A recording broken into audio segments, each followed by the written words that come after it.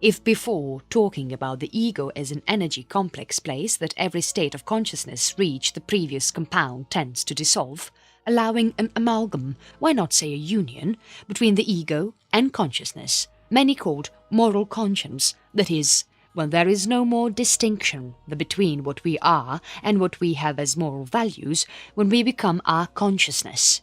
The awareness that spontaneously becomes reduced if the object of experience is so great that reduces the individual is responsible for a domain of morality, something also somewhat immeasurable.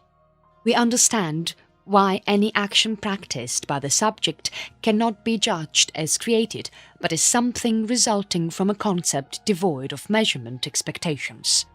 Only to learn to live with morality without false moralism is that the subject can rescue I, lost to little crystallized notions, so more consistent with humanity to be rescued.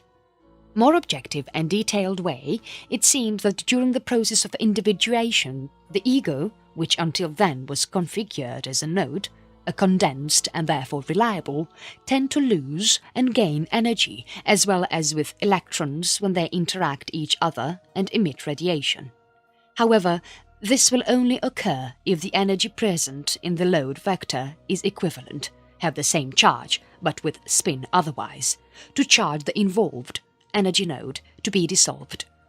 It is noteworthy that think the complicated as having the same behavior of electrons, negative charges that turn on their stationary states around the nucleus, self, unpredictable but likely to dissolve when we submit the psyche to a more accurate reading of its operation. The dynamics of complex. In my view, the dynamics of the compound corresponds to the dynamics of electrons around the atomic nucleus. The complexes are the ways that allow us to reach the unconscious.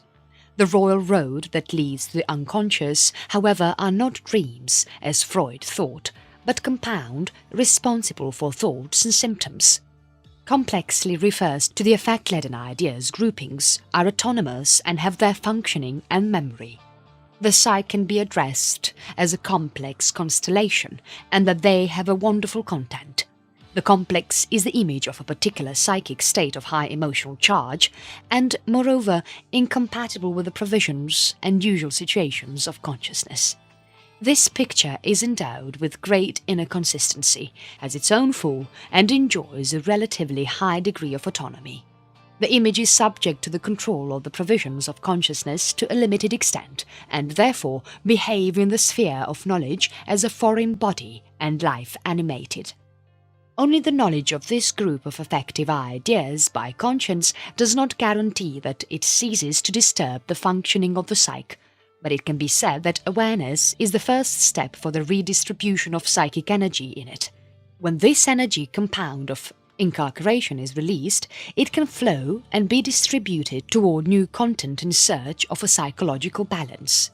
This phenomenon, one of the most important factors of the therapeutic process, and in my opinion, it is configured as critical to the healing process of patients.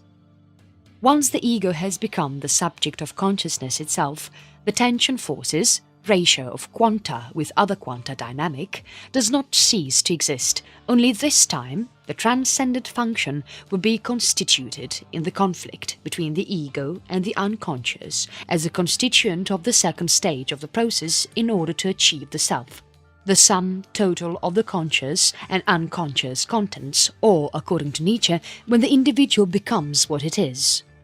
In this way, the energy complex meeting electrons are seen as particles, the ego is dense, while affected by quantum vectors. To the extent they release or absorb a certain amount of energy, there will be quantum leaps in your size and are directly proportional to how much absorbed or released by the electrons.